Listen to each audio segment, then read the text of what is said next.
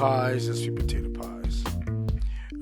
Not going to talk much on the video, but I'm just sharing that this is something that I do during the time when I'm home, because my wife says that she really loves my pies.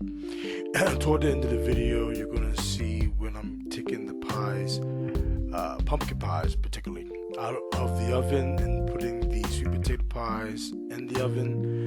My grandson is going to be in and out of the kitchen getting the things that he likes to eat. So without further ado, I'm going to let you continue enjoying this video. Hopefully you're liking the beat as well, and if you like the video, give it a thumbs up. And I'll also encourage,